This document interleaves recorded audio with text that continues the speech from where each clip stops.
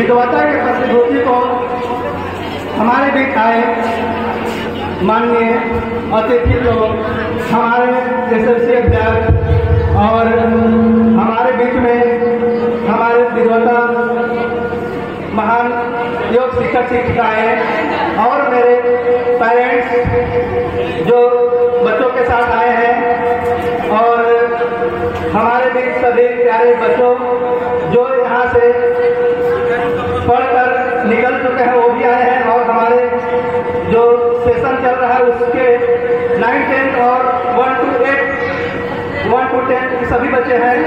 आप सभी को स्वतंत्रता दिवस के हार्दिक शुभकामनाएं।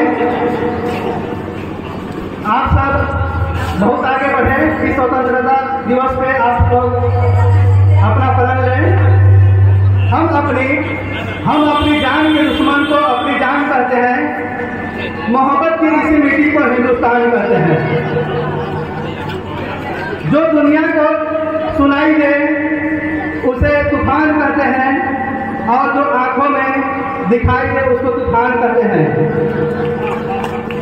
आप सभी को इस आजादी दिवस पर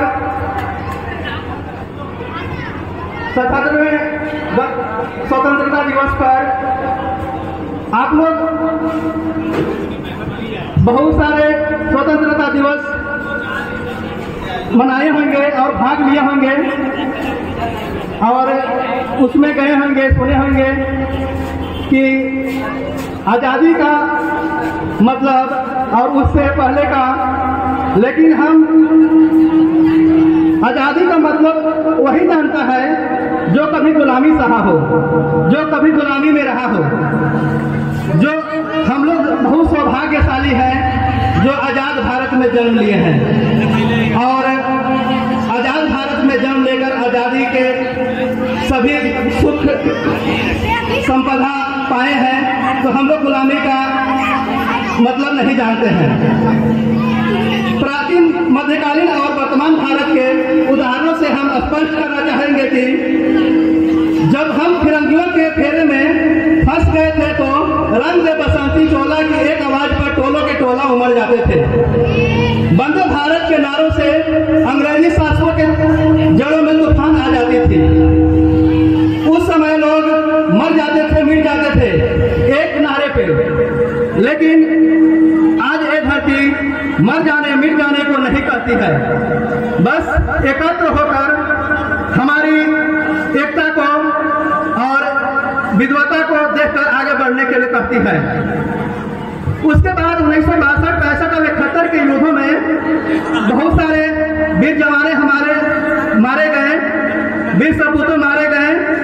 उसमें बहुत सारे को सुहाग गवा देने वाली औरतें जब घर के हालत ये हो जाती थी कि प्यार भी भरपूर गया, मांग की सिंदूर गया, नन्हे ननिहालों को लंबटियां चली गई, छोटी छोटी बेटियां के चोटियां चली गई, बाप की कमाई गई,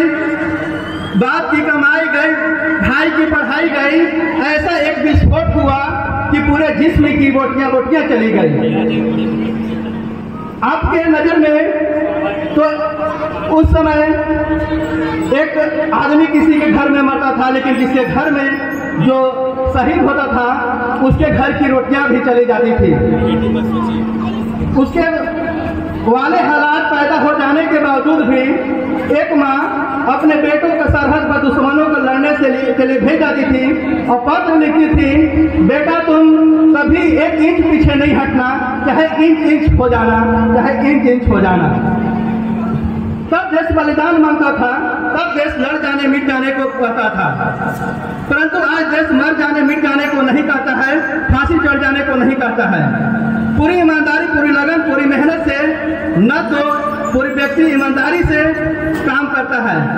आज के दौर में आजादी का मतलब आज के युवा लोग फेसबुक और व्हाट्सएप के डीपी में 3 रंग से रंगना ही आजादी नहीं हो जाती है। अगर ये आजादी है फेसबुक और डीपी लगाना, तो हम ये पूछते हैं कि जो बच्चा 10 साल का अपने ट्रॉफी के छांव में तिरंगा बेच रहा होता है तो उसका क्या है? वो आजादी है, तिरंगा बेच रहा है तो वो उसका मजबूरी है, वो पेट के अपना भूखे के चलते वो जाता है। उस पर है कि बच्चे ना शिवालय को जानते हैं ना मस्जिद को जानते हैं, जो पेट के भूखे हैं वो निवालों को जानते हैं, निवालों को जानते हैं। अपने परिवार, अपने समाज, अपने देश के समर्पण को भाव देशभक्ति है। सच्ची देशभक्ति तो समझ सके तो हमारा एकता के सूत्र में बंधना ही है। करा उठती है वो देशभक्ति जब मुसीबत में फंसे लोगों की जान बचाने से ज्यादा हम सेल्फी लेकर अपना डीपी लगाने में रह जाते हैं। मजदूर को मजबूर समझिए, अगर मजदूर गरीब को देना है तो दान दीजिए, और अगर उससे भी अगर देना है तो जीते जी दान दीजिए, और मरने के बाद अंग दान देकर उसको जीवन दान दीजिए। किसी भी मरते हुए को जीवन दान दीजिए। यही सच्ची भक्ति है, हमारा सच्ची देशभक्ति है, सच्ची प्यार है और देश के प्रति इज्जत है। राष्ट्र प्रेम के लिए हम लोग बहुत सारे राष्ट्र निर्माण तब संभव होगा जब स्वच्छ भारत एक मुख्यमंत्री या प्रधानमंत्री को ही लेकर उसको साफ करने से नहीं होगा। रोड पर चल रहे जितने भी हमारे लोग हैं, देशवासी हैं, उनको नजर में सभी को A to Z को सभी को हम लोग को सफाई करना होगा, और तभी हमारा देश स्वस्थ होगा, स्वस्थ होगा। हमारा राष्ट्र निर्माण तब संभव होगा जब हमारा जो स्वस्थ भारत है उसको दिल से अपनाएगा। राष्ट्र निर्माण तब संभव होगा, तब तक संभव नहीं होगा जब तक कि नागरिक नैतिक रूप से संगीन, मानसिक रूप से दिवालिया, चारित्रिक रूप से भ्रष्ट, राजनीतिक रूप से दिवालिया, धार्मिक रूप से गंदा, स्वैच्छिक मान मूल्यों को, आंकड़ों को छीन छीन वन्य मादक भिन्न को खंड खंड करता रहेगा। तब तक हमारा देश एक पूरी महान नहीं बनेगा। हम जब तक हमारे राष्ट्र निर्माण के लिए सभी हमारे बच्चे से लेकर के युवक बूढ़े सभी देशवासी नहीं जुड़ेंगे, तब तक राष्ट्र का निर्माण नहीं होगा। हम सैल्यूट करना चाहूंगा कि सरहद पर रक्षा के लिए उस जवान को, देश के पुलिस प्रशासन और किसान को, और इस देश के हर उस व्यक्ति को अपना काम पूरी ईमानदारी मेहनत से करनी चाहिए, जिनके बिना राष्ट्र निर्माण का असंभव भी नहीं है।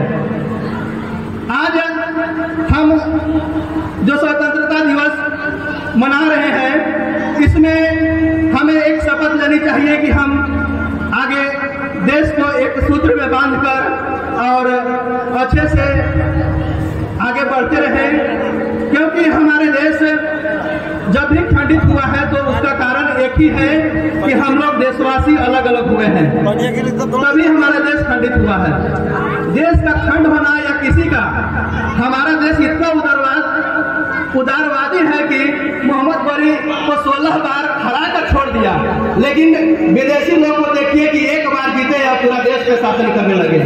ये हमारी देश की उदार भाव तो बहुत है, लेकिन उदार भाव का दूसरे लोग फायदा उठा लेते हैं। तो यही उदार भाव को हम लोग को देखते हुए कि हमारे ऊपर कभी वो इतना भी आक्रमण नहीं हो जाए, इतना भी परेशान नहीं हो जाए कि हमारे ऊपर शासन करने लगे, उसको देखते हुए भी हम लोग को राष्ट्र प्रेम, देशभक्ति, स्वाभिमान, हमारे देश की मान प्रतिष्ठा को लेकर चलनी है।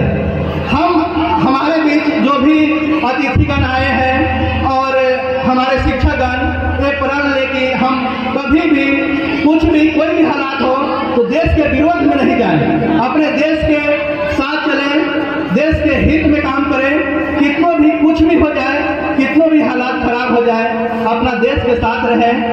अब इसी कुछ चंद शब्दों से मैं अपने वाणी को विराम देता हूँ। जय हिंद, जय भारत, वंदे मातरम।